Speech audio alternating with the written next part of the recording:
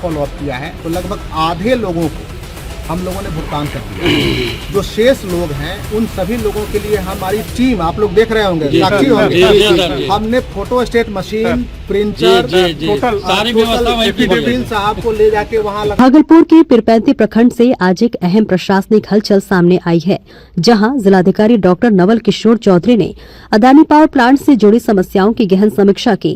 इस समीक्षा बैठक में भूमि अधिग्रहण, किसानों को मुआवजा, पुनर्वास और कानून व्यवस्था जैसे संवेदनशील मुद्दों पर विस्तार से चर्चा की गई। पीरपैंती प्रखंड कार्यालय में आयोजित इस बैठक में अदानी पावर प्लांट के वरिष्ठ अधिकारी, भागलपुर के वरीय पुलिस अधीक्षक प्रमोद कुमार और जिला भू अर्जन अधिकारी राजेश कुमार भी मौजूद रहे।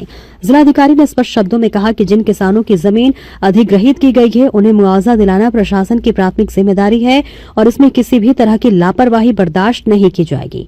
बैठक के बाद जिलाधिकारी ने किसान चेतना एवं उत्थान समिति के अध्यक्ष श्रवण सिंह से मुलाकात की। इस दौरान किसानों की ओर से मुआवजा भुगतान में देरी, पारिवारिक विवादों के कारण अटके मामलों और पुनर्वास से जुड़ी कई समस्याएं डीएम के सामने रखी गई और इस बीच जिलाधिकारी ने सभी बातों को गंभीरता से सुनते हुए किसानों को निर्देश दिया कि वे अपने सभी आवश्यक दस्तावेजों के साथ भागलपुर स्थित उनके कार्यालय में उपस्थित हो ताकि मामलों का शीघ्र निष्पादन किया जा सके।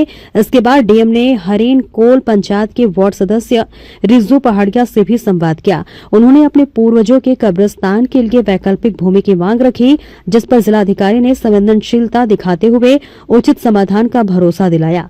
वहीं जन प्रतिनिधियों से संवाद के क्रम में जदयू जिला कार्यकारिणी अध्यक्ष विवेकानंद गुप्ता और 20 सूत्रीय अध्यक्ष हरिराम शर्मा ने भी क्षेत्रीय समस्याओं से जिलाधिकारी को अवगत कराया।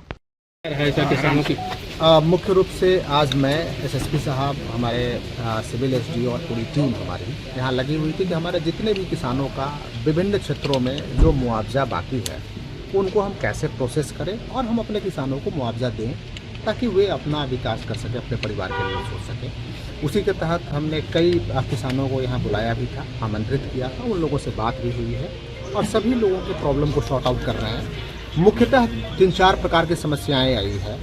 एक तो है कि यदि आपस में पारिवारिक विवाद रहा है और उनका मैटर यदि सिविल कोर्ट में रेफर हो गया है या लारा कोर्ट में रेफर हो गया है तो हमें किसान यदि आवेदन देते हैं कि साहब हम पारिवारिक विवाद को हमने सलटा लिया है, हमको मुआवजा दे दीजिए, तो हम लारा कोर्ट से विड्रॉ करके उनको मुआवजा दे देंगे, पर पैसा उनका मेरे पास रखा हुआ है।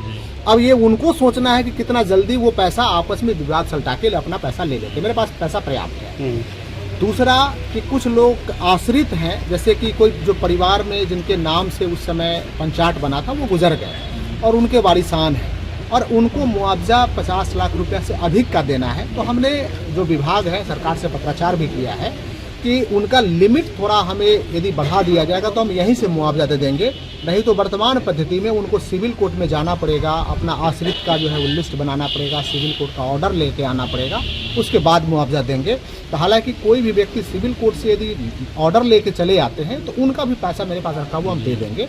नहीं तो हम प्रयास कर रहे हैं प्रशासनिक साइड से भी कि उनके लिए कि हमने विभाग को चिट्ठी लिखा है कि विभाग यदि हमारी क्षमता बढ़ा देते हैं कि आप इतने लोगों को इतने राशि तक भुगतान कर सकते हैं तो हम लोग कर देंगे।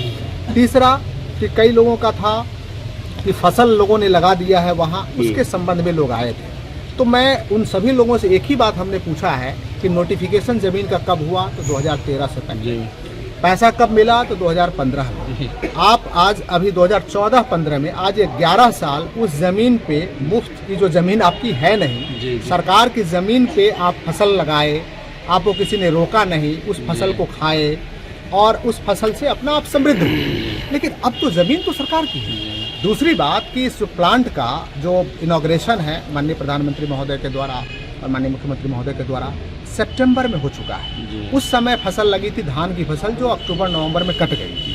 तो आप किससे पूछ के आपने फसल लगाया? ये तो जमीन आपकी है ही नहीं, तो आपका हक क्या है? हालांकि इस पूरे प्रकरण में कुछ ऐसे लोग हैं जो लोगों को दिग्भ्रमित करके लोगों को इसमें बहकाने का प्रयास किए हैं। हम लोगों की नज़र वैसे सभी लोगों पे है और उन लोगों से भी मैं आग्रह करूंगा कि किसी भी प्रकार से हमारी आम जनता को, गरीब जनता को बहकाने का प्रयास नहीं करें। नहीं तो हम लोग सजग हैं और सख्त से सख्त कार्रवाई। जी जी।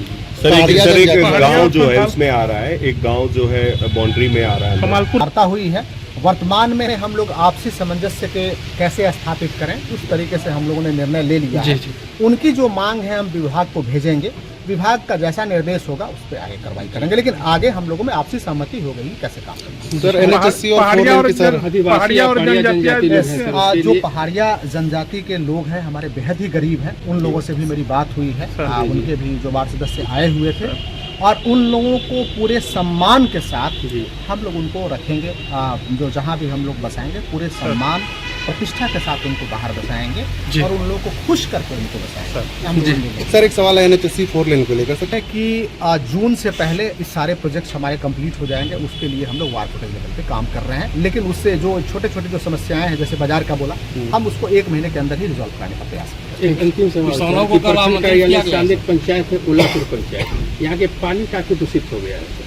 ऑर्सनिक है, फ्लोराइड पानी में है, गर्म करने के बाद पानी में बहुत मोटी परत बैठ जाती है। कई बार पीएचडी विभाग को हमने सूचना भी दिया, कई बार जांच करवाई, लेकिन उनका जांच नहीं। आपकी बात को मैं नोट कर रहा हूँ और हम अभी विभाग में टीम जो है 3 से 4 दिनों के अंदर में हम टीम भेजते हैं और जो उचित होगा उस हिसाब से हम लोग धन्यवाद। किसानों को कल